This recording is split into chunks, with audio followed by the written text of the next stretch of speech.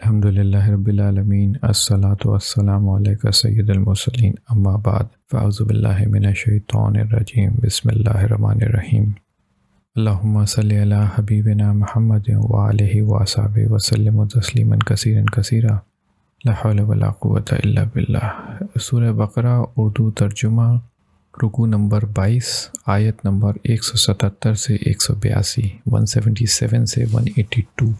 سورہ بقرہ مدنی صورت ہے، اس میں 40 رکوع ہیں اور اس میں 286 آیات ہیں۔ شروع کرتے ہیں ترجمہ 177 آیت کا۔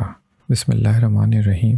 نیکی یہی نہیں کہ تم مشرق یا مغرب کو قبلہ سمجھ کر ان کی طرف منہ کر لو، بلکہ نیکی یہ ہے کہ لوگ خدا پر اور روز آخرت اور فرشتوں پر اور خدا کی کتاب پر اور پیغمبروں پر ایمان لائیں، اور مال باوجود عزیز رکھنے کے رشتہ داروں اور یتیموں اور محتاجوں اور مسافروں اور مانگنے والوں کو دیں، اور گردنوں کے چھڑانے میں خرچ کریں، اور نماز پڑھیں اور زکوٰۃ دیں، اور جب عہد کر لیں تو اس کو پورا کریں، اور سختی اور تکلیف میں مارکہ کار زار کے وقت ثابت قدم رہیں۔ یہی لوگ ہیں جو ایمان میں سچے ہیں، اور یہی ہیں جو خدا سے ڈرنے والے ہیں۔ اس آیت میں اللہ تعالیٰ نے ایک دفعہ پھر چند اصول بتا دیے نیک لوگوں کے، اور نیک لوگوں کی خصلت کے بارے میں بتایا، ان کی ورچوز کے بارے میں بتایا کہ نیک لوگ کون ہوتے ہیں۔ نیک لوگ وہ ہوتے ہیں جو اللہ پر ایمان لاتے ہیں، یوم آخرت پر ایمان لاتے ہیں، جو فرشتوں پر ایمان لاتے ہیں، جو کتابوں پر ایمان لاتے ہیں، اپنے مال میں سے اپنے غریب،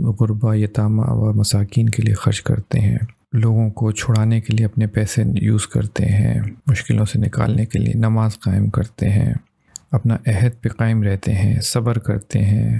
یہی لوگ ہیں، صدقہ کرتے ہیں، اور یہی لوگ ہیں جو فلاح پانے والے ہیں، اور یہی متقین ہیں۔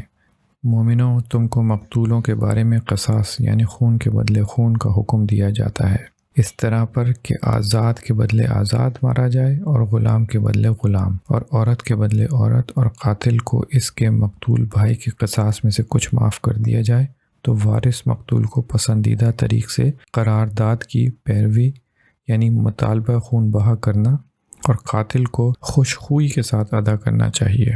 یہ پروردگار کی طرف سے تمہارے لیے آسانی اور مہربانی ہے۔ جو اس کے بعد زیادتی کرے اس کے لیے دکھ کا عذاب ہے۔ اور اہل عقل، قصاص میں زندگانی ہے کہ تم قتل و خون ریزی سے بچو۔ تم پر فرض کیا جاتا ہے کہ جب تم میں سے کسی کو موت کا وقت آ جائے تو اگر وہ کچھ مال چھوڑ جانے والا ہو تو ماں باپ اور رشتہ داروں کے لیے دستور کے مطابق وصیت کر جائے۔ خدا سے ڈرنے والوں پر یہ ایک حق ہے۔ اس آیت سے وصیت کرنے کا حکم ملتا ہے، اور اس سے جو شخص وصیت کو سننے کے بعد بدل ڈالے تو اس کے بدلنے کا گناہ انہی لوگوں پر ہے جو اس کو بدلیں، اور بے شک خدا سنتا اور جانتا ہے۔ فمن بدلہ بدل دے۔ اگر کسی کو وصیت کرنے والے کی طرف سے کسی وارث کی طرفداری یا حق تلفی کا اندیشہ ہو تو اگر وہ وصیت کو بدل کر وارثوں میں صلح کرا دے تو اس پر کچھ گناہ نہیں، بے شک خدا بخشنے والا اور رحم والا ہے۔ یہاں پہ رکوع نمبر 22 ختم ہوتا ہے۔ جزاکم اللہ خیر۔